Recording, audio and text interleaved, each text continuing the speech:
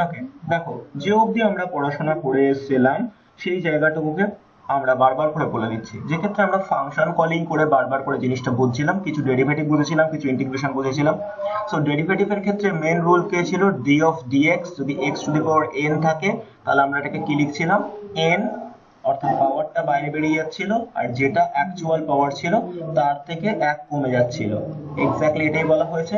আর এর ঠিক রিভার্স প্রসেসটি হচ্ছে ইন্টিগ্রেশন, যেখানে আমি বলেছিলাম integration of x to the power n of dx, এর ভ্যালু হয়ে গেছিল x to the power n plus one by n plus one plus C.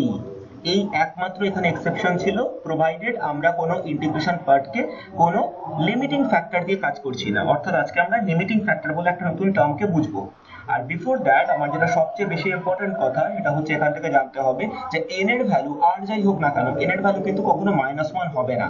So this is only and only one the exception. So এই এক্সেপশনটাকে বাদ রেখে বাকিগুলোকে নিয়ে আমরা কথা বলবো।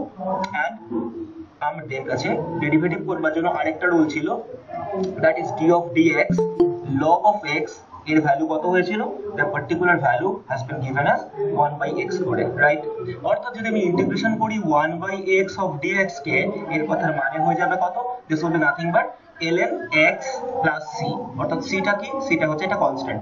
সো এই দুটো জিনিসকে আমি বারবার করে হাইলাইট করতে বলেছি এবং এই দুটো জিনিসকে আমাদের খুব বেশি পরিমাণ দরকার পড়বে।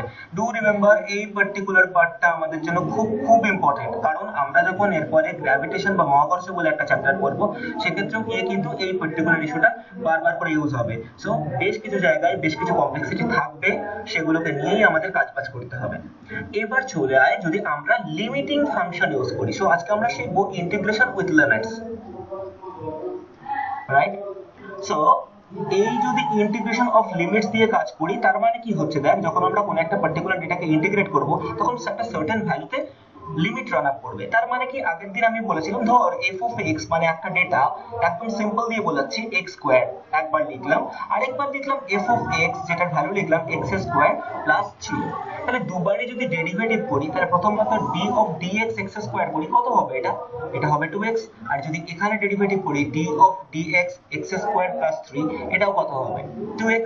তার মানে বোঝ ডেরিভেটিভ করলে দুটোতে সেম ভ্যালু থাকছে, কিন্তু ইন্টিগ্রেট করলে কি সেম ভ্যালু থাকবে, নিশ্চয়ই থাকছিল না।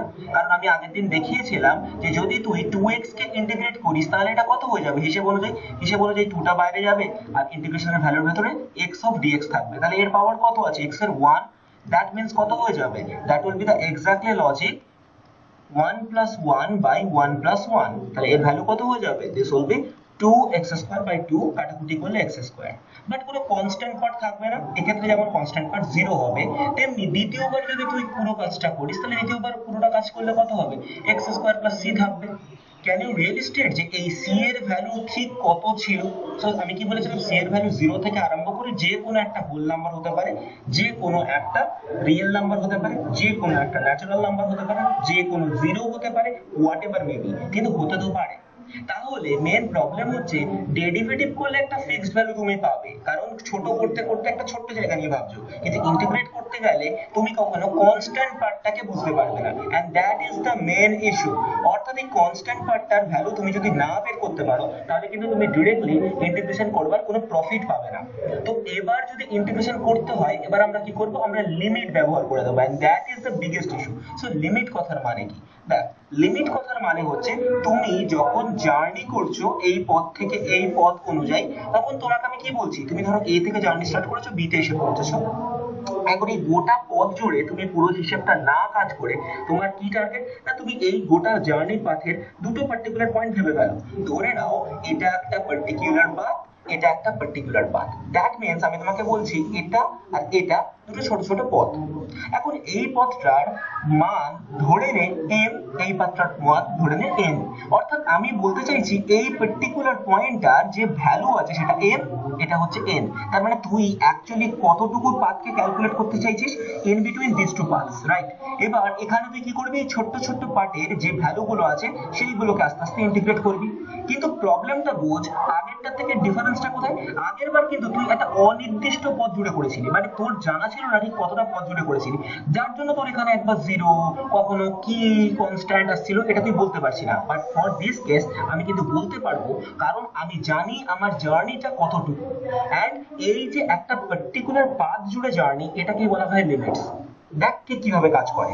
ধর আমি বলে দিচ্ছি যে এই x কে আমি ইন্টিগ্রেট করছি কোথা থেকে কোথায় অবধি। আমি x কে ইন্টিগ্রেট করছি হচ্ছে m থেকে n অবধি। অর্থাৎ m থেকে n অবধি মানে কি, এই m থেকে n এই কথাটার মানে হচ্ছে লোয়ার লিমিট m আর আপার লিমিট n। কোনো অসুবিধা আছে? অর্থাৎ নিচের ভ্যালু কত m, উপরের ভ্যালু কত n। শিওর? কারো কিছু বুঝতে অসুবিধা এইটুকু জায়গায়?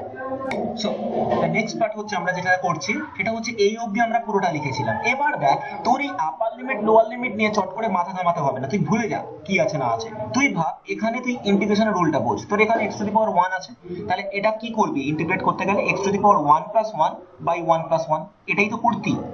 শুধু আপার লিমিট আর লোয়ার লিমিটের রেঞ্জটাকে মেনশন করবি, তাহলে এটা কত হয়ে যাবে, this will be x square by 2, upper limit থাকবে n, লোয়ার লিমিট থাকবে m।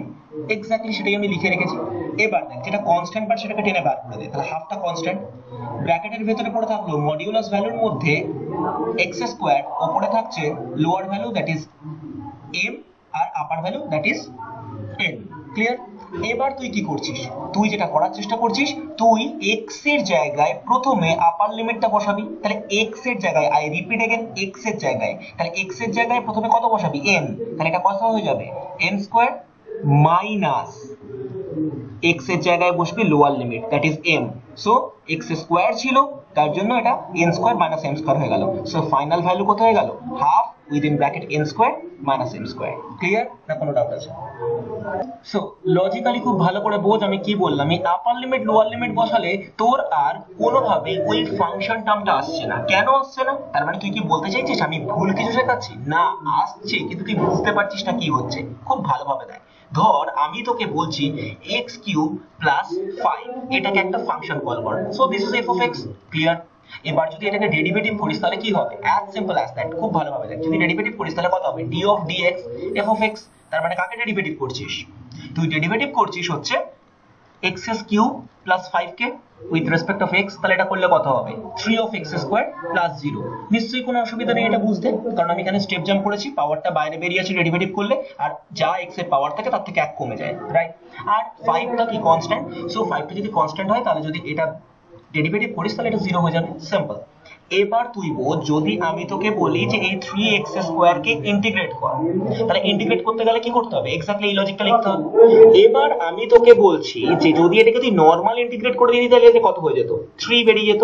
x square of dx ইন্টিগ্রেশনে পড়ে থাকতো, তাহলে কত হতো 3, পরের লাইনে কত হতো, পাওয়ারে 1 অ্যাড আপ হতো, আর যেটা পাওয়ারে থাকতো সেটা নিচে পড়ে যেত। তাহলে এটা কত হতো, x কিউব বাই 3। আর এখানে কি লিখতি, কনস্ট্যান্ট লিখতি তো। এবার দেখি কনস্ট্যান্টের ভ্যালু তো জানা ছিল না, যদি না জানা থাকে তাহলে কি প্রবলেম হবে দেখ, তাহলে তোকে এখানে ভ্যালুটা ডিপেন্ড করবে ইস্যু অনুযায়ী, রাইট? তাহলে এখানে কত ছিল 5, তার মানে হিসাব অনুযায়ী এটা তোকে বসানো উচিত ছিল। তুই যদি এটা কমপ্লিটলি কাজবাজ করিস তাহলে তোকে এখানে বসানো উচিত ছিল x কিউব প্লাস 5, এটাই বসানো উচিত ছিল। এবার যদি তুই লিমিট রান আপ করিয়ে দিস, তাহলে লিমিট রান আপ করানো মানে কি, ধরে নে তুই আবার এটাকে রান আপ করাচ্ছিস m থেকে m এর মধ্যে। সো সিম্পল, তার মানে আমি কি করছি, এটা x স্কয়ার অফ dx, বাইরে একটা 3 আছে, n থেকে m অবধি রান আপ করাচ্ছিস, নো প্রবলেম। তাহলে 3টা বাইরে বেরিয়ে গেল, এখানে কত পড়ে থাকলো, x কিউব বাই 3। ভালো করে বোঝ, m থেকে n অবধি, রাইট? তার মানে তুই ভালো করে বোঝ, তুই কি লিখছিস, প্রথমবার 3। এবার x এর জায়গায় কত বসবে, m কিউব বাই 3। এবার তুই বলেছিলি কনস্ট্যান্ট পার্টে কত আছে, 5, সো বসিয়ে দে 5, নো প্রবলেম। মাইনাস হবে কি, মাইনাস হবে, এবার x এর জায়গায় n বসিয়ে দে, তাহলে n কিউব বাই 3 প্লাস 5। বুঝতে পেরেছিস আপার লিমিট লোয়ার লিমিটের খেলাটা? অর্থাৎ দুবারই কনস্ট্যান্ট পার্টটা পড়লো ঠিকই, কিন্তু যখনই ব্র্যাকেট তুলবি তা কেটে চলে গেল, যার জন্য আলটিমেটাম তোর কাছে কি থাকলো, 3 ইনটু 1/3 কমন নিয়ে নে, উইদিন ব্র্যাকেট পড়ে থাকবে m cube minus n cube. বোঝা যাচ্ছে? তাহলে এটা কেটে চলে গেল, সো ফাইনাল অ্যান্সার কত হয়ে যাচ্ছে, m cube minus n cube. That is the exactly logic. আমি লিমিট রান আপ করাচ্ছি, কারণ কনস্ট্যান্ট পার্ট যদি দুদিকেই থাকে, দুদিক থেকেই কনস্ট্যান্ট পার্টটা কেটে বেরিয়ে যাবে। ক্লিয়ার? ওকে, আমি আবার একটা কথা বলছি, যে প্রবলেমটা তোদের বারবার করে ফেস করছিস এই লিমিট ভ্যালুর ক্ষেত্রে, সেটা আমি আরেকবার ক্লিয়ার করছি। আই উইশ এবার মোটামুটি ভাবে ক্লিয়ার হতে আরম্ভ করবে। তুই যে কোনো একটা ফাংশন বল, তোদের যা ইচ্ছা তোর একটা বল। আমি ধরে নিচ্ছি তর্কের ক্ষেত্রে x⁵ প্লাস 9, কোনো সমস্যা আছে? এরকম একটা ডেটা ধরলাম, আমি কমপ্লিকেটেড ধরছি না, তার কারণ তোদের জন্য ইস্যু তৈরি হবে। এবার যদি এটাকে ডেরিভেটিভ করিস, তাহলে d of f of x dx এটা করলে কত হয়ে যাবে? This will B 5 into x⁵ minus 1 plus 0, কারণ যে কোনো কনস্ট্যান্ট পার্টকে ডেরিভেটিভ করলে 0 হয়ে যাবে। তাহলে এটা কত হয়ে যাবে? 5x⁴। কোনো সমস্যা নেই। এবার তাহলে তুই বল, যদি কোনো ফাংশনকে ডেরিভেটিভ করে কিছু পাস, তাহলে সেই ফাংশনটাকে ইন্টিগ্রেট করলে কি পাবি? তুই বলতেই পারিস যে এই ফাংশনটাকে ইন্টিগ্রেট করলে এক্স্যাক্টলি আমি সেম ভ্যালুটা পাবো, কিন্তু প্রবলেমটা কোথায়? প্রবলেমটা হচ্ছে 5টা তো কনস্ট্যান্ট বেরিয়ে গেল, ব্র্যাকেটের ভেতরে পড়ে থাকলো x⁴ of dx। তাহলে তুই যদি এটাকে দেখিস, তাহলে 5 তো বেরিয়ে গেল, এখানে পড়ে থাকছে x⁴ of dx, যাকে ইন্টিগ্রেট করলে কত হবে? ইন্টিগ্রেট করলে হবে x এর পাওয়ার যা ছিল তার থেকে 1 বেড়ে যাবে, আর নিচে এক্সাক্ট পাওয়ারটা পড়ে যাবে। তাহলে 5 into x⁵5/5। সো এটা যদি ক্যালকুলেট করি সেটা x⁵ হবে, রাইট? কিন্তু এর সাথে এটা ম্যাচ করছে না, কেন বলতো? কারণ এক্ষেত্রে একটা ভ্যারিয়েবল পার্ট ছিল। সো এক্ষেত্রেও ধরে নে একটা কনস্ট্যান্ট পার্টকে তুই আউটপুট হিসেবে পাচ্ছিস, সেটা কত? c। আমি বারবার করে বলছি c এর ভ্যালুটা কত হতে পারে? 0, 1, 2, যে কোনো টাইপের whole number, fraction number, rational number, irrational number, whatever may be, but it's a constant. Clear? এর পরের মেন প্রবলেমটা বোঝ। এই অবধি যদি পুরো জিনিসটা ক্লিয়ার হয়, আমি তোকে বলছি এবার তোকে আমি লিমিট রান আপ করতে বলছি।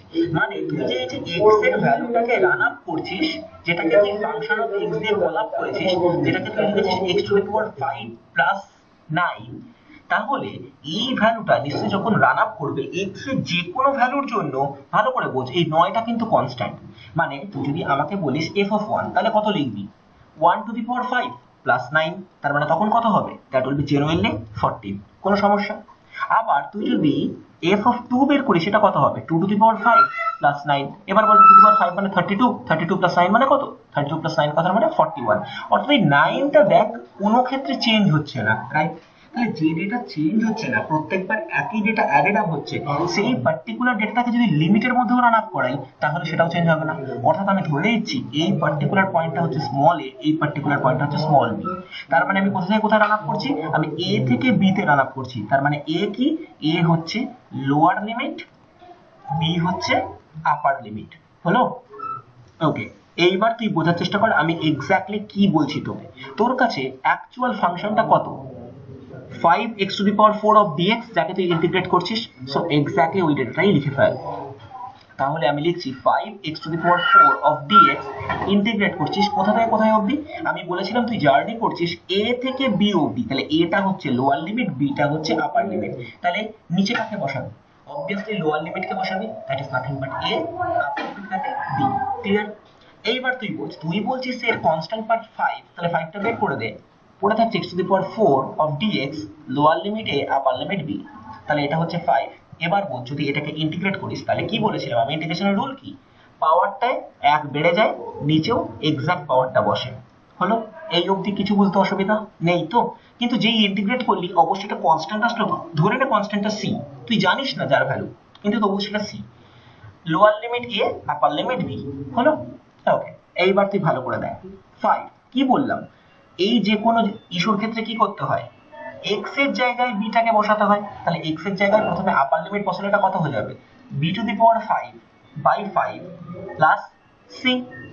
তারপরে কি করবি? মাইনাস দিয়ে লোয়ার লিমিটটা বসাতে হয়। তাহলে x এর জায়গায় এবার কত বসাবি? a⁵5/5 plus c। As simple as that. তাহলে এটাকে রিক্যালকুলেট কর। রিক্যালকুলেট করলে কত হবে? 5টা বাইরে বেরিয়ে গেল, ভেতরে কত পড়ে থাকছে? ভেতরে পড়ে থাকছে b⁵5/5 plus c minus a⁵5/5 minus c। তাহলে বোথ সাইড থেকে c দুটোকে ক্যান্সেল আউট করে দে, 5 টাকে কমন নে, কমন নিয়ে কেটে দে, তাহলে আলটিমেটলি কত आंसर থাকছে তোর কাছে? b⁵5 minus a⁵5। ক্লিয়ার আমার কথা? কোনো অসুবিধা? ওকে, এবার দেখ, আমরা এতক্ষণ ধরে ইন্টিগ্রেশন করছিলাম বারবার একটা ফাংশনের, বাট যদি একটা ফাংশন না থাকে, মোর দ্যান ওয়ান ভ্যারিয়েবলস থাকে, তার মানে আমি ধরছি f of x, এই ভ্যালুটা খুব সিম্পল না, আমি লিখছি x² plus x plus 1/x²। ধর এরকম একটা ডেটা দিয়ে দিয়েছে, এবার তুই কি করবি, এটাকে যদি ইন্টিগ্রেট করতে হয় তাহলে তুই কি করবি, এটা একটা ফাংশন, আমি এটাকে ইন্টিগ্রেট করছি কার রেসপেক্টিভে, অবভিয়াসলি x এর রেসপেক্টিভে। তার মানে যদি ইন্টিগ্রেট করতে হয় তাহলে আমরা কি লিখব, integration of f of x of dx, তাই না? তাহলে এটা করলে কত হবে, এক্স্যাক্টলি এটা করলে পুরো f of x এর ভ্যালুটা বসাতে হবে, that is x square plus x plus 1/x square, একটা ব্র্যাকেট ইউজ করতে হবে কারণ প্রত্যেকটা টার্ম ইন্ডিভিজুয়ালি ইন্টিগ্রেটেড হবে। অর্থাৎ আমি যদি এখানে ব্র্যাকেট না ইউজ করে শুধু dx লিখতাম তাহলে কিন্তু শুধু এই 1/x স্কয়ারটা ইন্টিগ্রেটেড লাগতো, কিন্তু এক্ষেত্রে কি প্রত্যেকটা পার্টকে ইন্ডিভিজুয়ালি ইন্টিগ্রেট করেছি, রাইট? তাহলে দেখ এটা কি করব, এটা করতে গেলে আমাকে প্রত্যেকটা টার্মকে আলাদা আলাদা করে ভেঙে নিতে হবে। তাহলে এটা কত হবে, x স্কয়ার অফ dx, তারপর এটা কত হয়ে যাবে x অফ dx, তারপর এটা কত হবে 1/x স্কয়ার অফ dx, প্রত্যেকটার আগে ইন্ডিভিজুয়ালি ইন্টিগ্রেশন টার্ম। এবং কি করে এনেছি, যদি একটু সতর্ক থাকিস তাহলে বুঝতে পারবি যে এদের যে আগের যে সাইনগুলো আছে অ্যাকর্ডিং টু देयर সাইন্স ওগুলোকে কি করেছি আমরা রিপ্লেস করে দিয়েছি। ক্লিয়ার? সো এই অবধি যদি পুরোপুরি ক্লিয়ার হয়ে থাকে তাহলে আমি কি করছি, দেখ প্রথম পার্ট থেকে কত করছি, x এর পাওয়ার কত 2, সো ইন্টিগ্রেট করলে কত হবে 2 + 1 বাই 2 + 1, রাইট? এক্ষেত্রে কত আছে, এক্ষেত্রে আছে 1, that is nothing but x to the power 1 + 1 by 1 + 1, simple. আর এক্ষেত্রে কত হবে, এক্ষেত্রে দেখ সতর্কভাবে দেখ এটা কিন্তু x টু দি পাওয়ার -2 আছে, রাইট? অর্থাৎ n = -1 তো নয়, সো -1 না হলে নরমাল যে কোনো ফর্মুলা কাজ করবে। তাহলে এটা কত হয়ে যাবে বলো, পরের লাইনটা করে ফেলো, this will be x to the power 3/3, this will be x squared by 2, and this will be x to the power -2 plus 1 by -2 plus 1, and at the end of the time you need to apply a constant that is nothing but c. So এই হলো তোমার ultimate answer.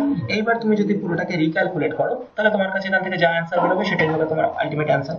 So step jump করছি না, but একটু ছোট করে দেওয়ার চেষ্টা করছি।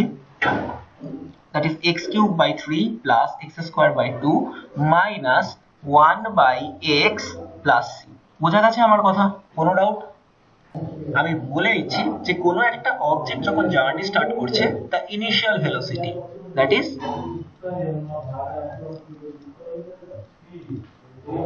প্রারম্ভিক বেগ। এই প্রাথমিক বেগ বা প্রারম্ভিক বেগ এই কথার মানে কি, যখন একটা অবজেক্ট যাত্রা শুরু করে এটা হচ্ছে ইউ। মনে রাখিস এই প্রাথমিক বেগ কিন্তু একবার কোনো অবজেক্ট যাত্রা শুরু করলে সেটা আর চেঞ্জ করা যায় না। তাহলে টু সাম এক্সটেন্ট এই প্রাথমিক বেগটা কিন্তু কোনো একটা অবজেক্টের জন্য কনস্ট্যান্ট। আমার কথা ক্লিয়ার? কারণ ধর তুই কোনো একটা জায়গা থেকে জার্নি স্টার্ট করেছিস, তাহলে জার্নি স্টার্ট করলে তুই একবার যে বেগ নিয়ে যাত্রা শুরু করলি, তুই কি বলতে পারিস মাঝপথে গিয়ে না এবার আমি যে বেগে যাত্রা শুরু করেছি সেই বেগটা চেঞ্জ করবো? কোনোদিন চেঞ্জ করতে পারবি না। অর্থাৎ যে বেগে তুই জার্নি স্টার্ট করছিস ভাবে দেখ, সেই বেগটাকে তুই কখনো চেঞ্জ করতে পারবি না। That is the initial velocity of an object is always a constant, যে বেগে তুই যাত্রা শুরু করেছিস। কিন্তু যে বেগ নিয়ে তুই যাচ্ছিস সেটা কিন্তু চেঞ্জেবল। অর্থাৎ আমি বলতে পারি যে যাত্রা শুরুর t সময় পরে, অর্থাৎ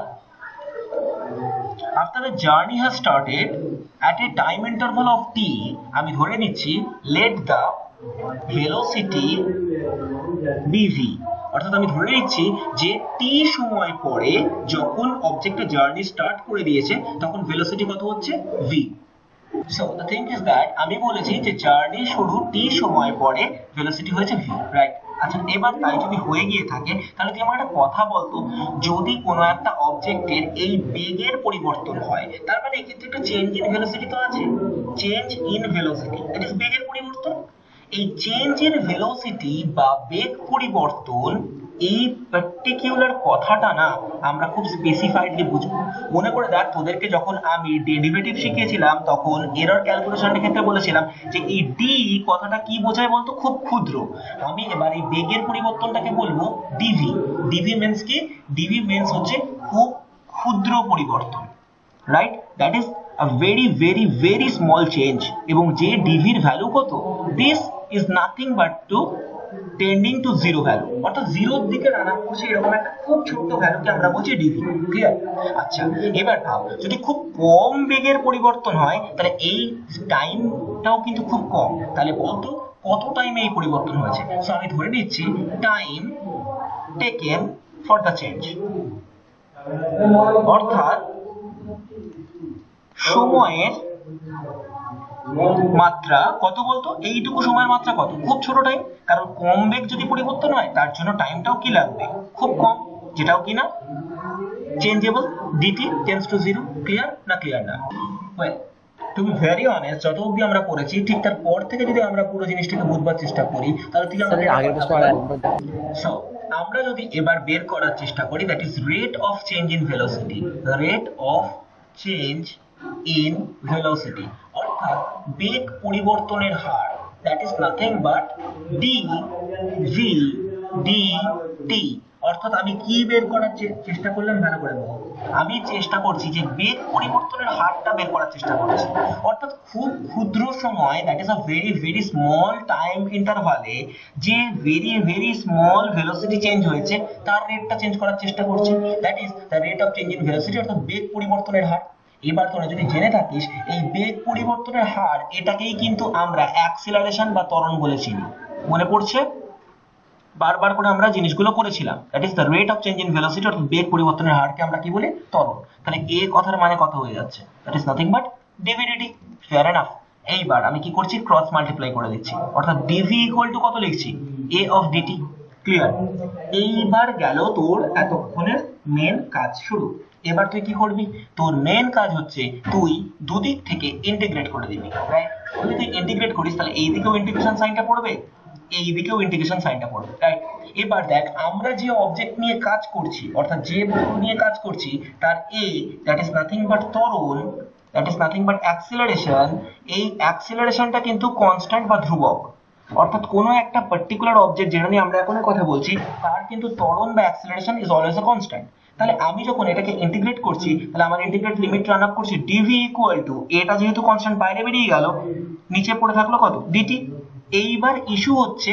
তোকে এক্ষেত্রেও লিমিট বসাতে হবে মানে যখন তুই সময়টা শূন্য রেখেছিস অর্থাৎ সবে যাত্রা শুরু করেছিস তখন তোর বেগ কত মনে রাখিস সময় শুরুর সময় যখন তুই যাত্রা করছিস তখন তোর যে বেগ থাকে সেটা কত u আর তুই কতক্ষণ ধরে জার্নি করেছিস না t সময় ধরে t সময় পরে তোর বেগ কত হয়েছে v কারণ সেটাই আমি তোকে বলেছিলাম দেন an object has started its motion at an initial velocity of u অর্থাৎ u তে যখন জার্নি শুরু করেছে তখন থেকে সময় কাউন্ট হওয়া স্টার্ট হয়েছে তাহলে তখন সময় কত তখন 0 আর t সময় পর ভেলোসিটি কত হয়েছে v তাহলে after t time interval velocity কত হয়ে গেছে v অর্থাৎ লিমিটটা বোঝ এক্ষেত্রে কিন্তু যেহেতু দুদিকে ইন্টিগ্রেট করতে হচ্ছে আমাদের দুদিকেই ইন্টিগ্রেশন লিমিট বসাতে হবে এক জায়গায় কি বসবে যখন সময় শূন্য তখন বেগ ছিল প্রাথমিক বেগ that is when the time is 0 the velocity was the initial velocity and after a certain interval the time was t অর্থাৎ সময় হয়েছে t এবং সেই মুহূর্তে অন্তিম বেগ হয়েছে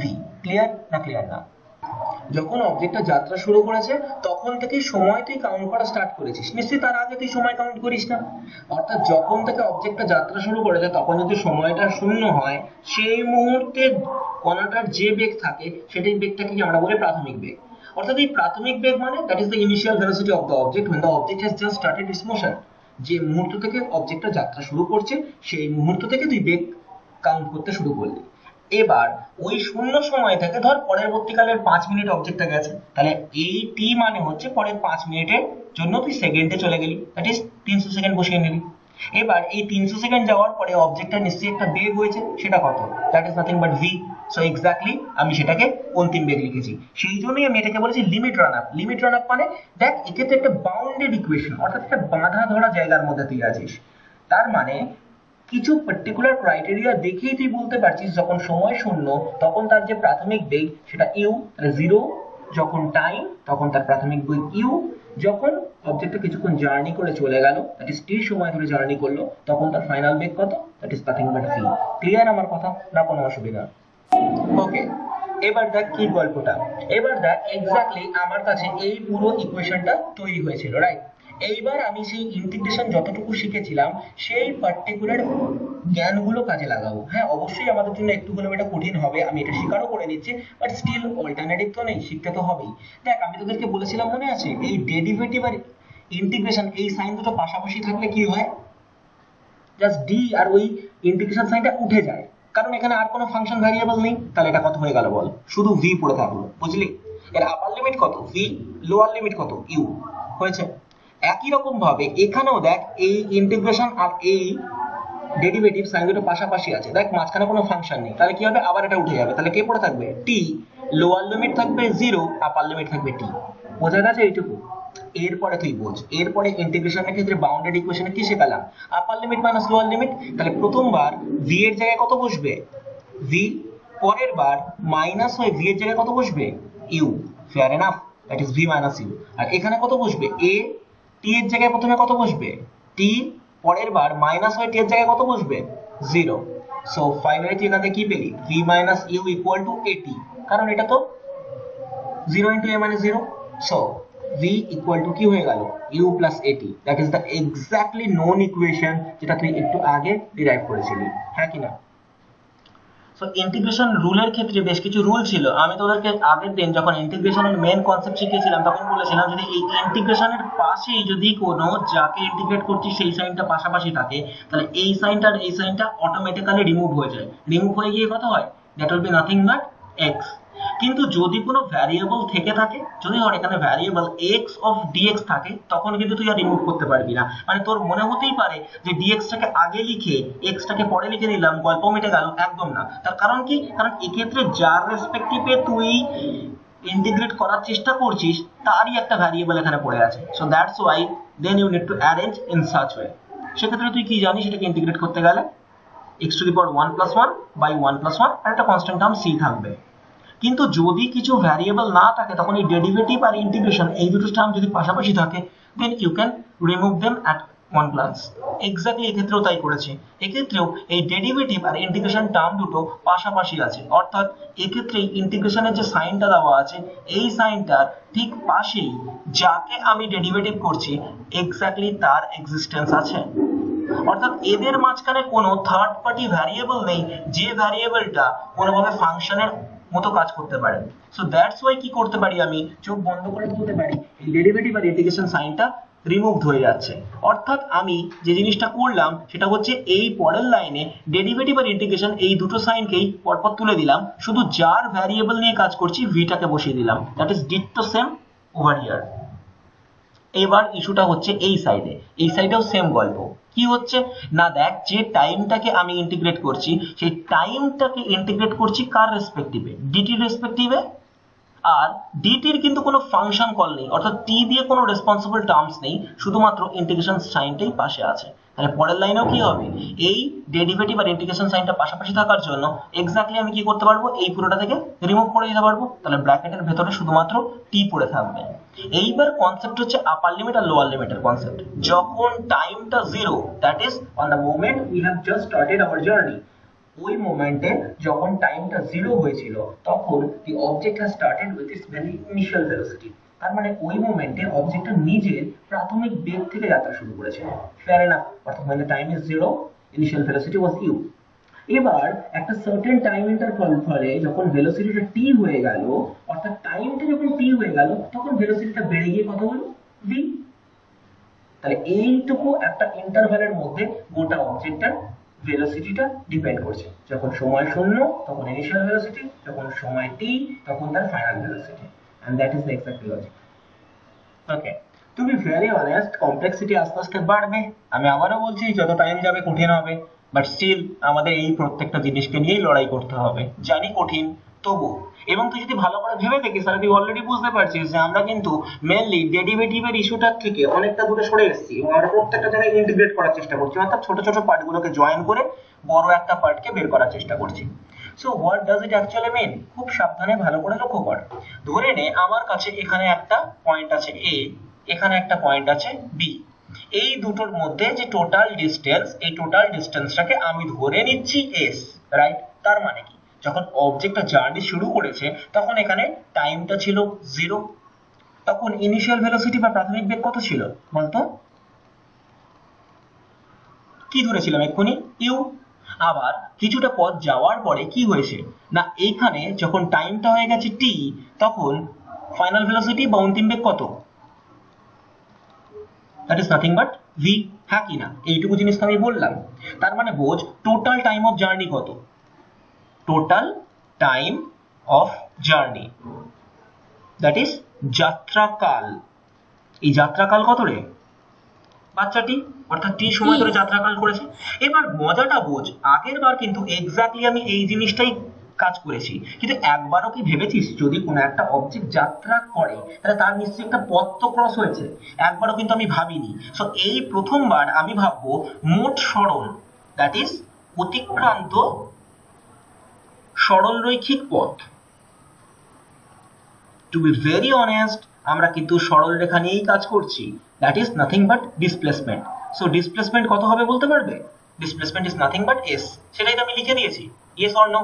তার মানে অবজেক্টটা জার্নি স্টার্ট করেছে এ থেকে, টি সময় ধরে ট্রাভেল করেছে, and finally it has achieved its position, that is B. তাহলে বি পজিশন অ্যাচিভ করবার পরে তার টোটাল পাথ যতটা ট্রাভেল করেছে সেটা এস। ইনিশিয়াল ভেলোসিটি ইউ থেকে স্টার্ট হয়েছিল, ফাইনাল ভেলোসিটি ভি তে গিয়ে শেষ হয়েছে। ক্লিয়ার? তাহলে এবার তুই আমাকে একটা কথা বল, আমি তোকে একটু আগে একটা কথা খুব স্পেসিফিক্যালি বলেছিলাম, কি বলতো, যে যেটা যাত্রা শুরুর বেগ, দ্যাট ইজ প্রাথমিক বেগ, দ্যাট ইজ ইনিশিয়াল ভেলোসিটি, তাই তো? এই ইনিশিয়াল ভেলোসিটি কথার মানে কি? ইনিশিয়াল ভেলোসিটি কথার মানে হচ্ছে ইউ। এটা কি? এটা হচ্ছে কনস্ট্যান্ট। ক্লিয়ার আমার কথা? কোথাও কোনো প্রবলেম আছে বাবা কারণ? আই উইশ নেই, তাই তো? তাহলে প্রাথমিক বেগ দ্যাট ইজ ইনিশিয়াল ভেলোসিটি যদি কনস্ট্যান্ট হয়ে গিয়ে থাকে, তাহলে আমি কোনটাকে চেঞ্জ করতে পারি? অবভিয়াসলি অন্তিম বেগকে চেঞ্জ করতে পারি। কেন? ভালো করে ভাব। এই অন্তিম বেগ that is nothing but final velocity, তুই এক্ষুনি কি প্রুফ করলি? তুই ফাইনাল ভেলোসিটি প্রুফ করেছিলি v equal to u plus at. একটু ভেবে দেখ তো, এই ফাইনাল ভেলোসিটি কার কার উপর ডিপেন্ড করে? দেখ, ফাইনাল ভেলোসিটি ডিপেন্ড করে হচ্ছে ইনিশিয়াল ভেলোসিটির ওপর, প্লাস ডিপেন্ড করে কার উপর বলতো? টাইমের উপর। আমার কথা ক্লিয়ার না ক্লিয়ার না? অর্থাৎ তুই কতক্ষণ ধরে জার্নি করবি তার উপর কিন্তু ডিপেন্ড করে ফাইনাল ভেলোসিটিটা চেঞ্জ হয়ে যাবে, হ্যাঁ কি না? যে ক্ষেত্রে a that is nothing but acceleration বা ত্বরণটা কনস্ট্যান্ট। বল কি অসুবিধা?